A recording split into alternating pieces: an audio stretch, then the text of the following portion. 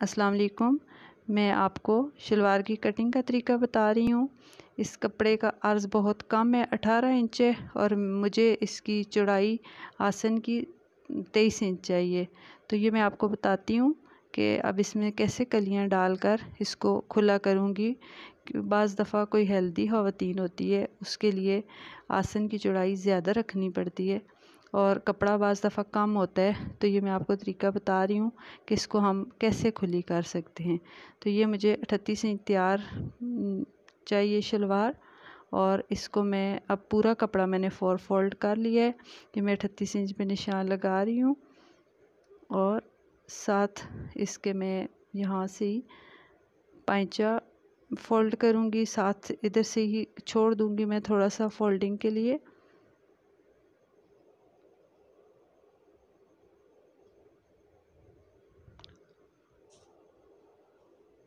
ये देख सकते हैं 18 इंच इसकी चौड़ाई है।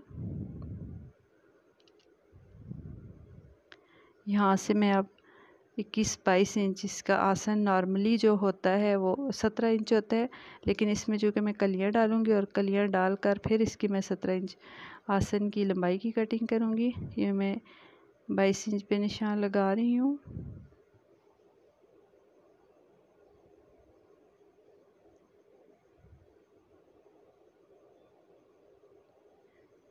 ये पाइचा ये 8 इंच पे निशान लगा रही हूँ।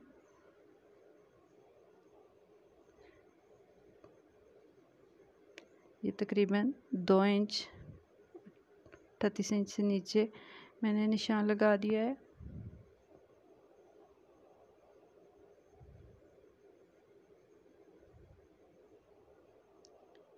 और ये 22 इंच के जो निशान है इसको मैं पाइचे के निशान के साथ मिला लूँगी। अगर आपके पास इस तरह का स्केल है तो इससे आप ज़्यादा अच्छे तरीके से लगा सकते हैं। अगर नहीं है तो फिर आप अंची टेप भी रख कर निशान लगाकर इसको थोड़ा सा कर्व दे सकते हैं।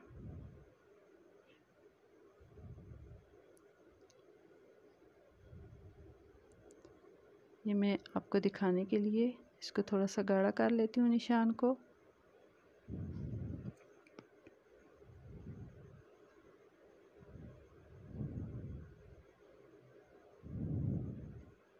ये मैं थोड़ा सा सिलाई का मार्जिन छोड़ देती हूँ।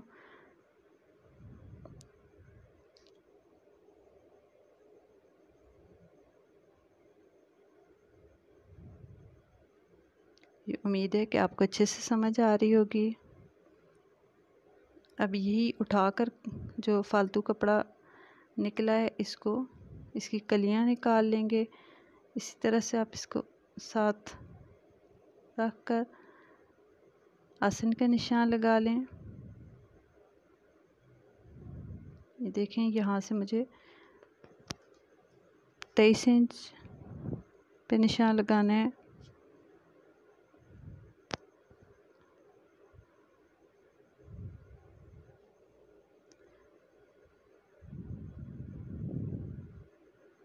इस तरह से तिरछा रख कर 23 इंच के निशान जो मैंने लगाया है उसके साथ आप इसको मिला लें और यहाँ से थोड़ा सा गोलाई दे दें आसन की। और इसके साथ आप मिला लें। ये क्योंकि इसके नेफे में इलास्टिक डालनी होती है तो इसलिए अगर ऊपर से ना भी ज़्यादा खुला उससे कोई फ़र्क नहीं पड़ता, लेकिन आसन अगर तंग हो जाए तो फिर वो शलवार पहनने के काबिल नहीं रहती अगर आसन की चौड़ाई कम हो जाए तो।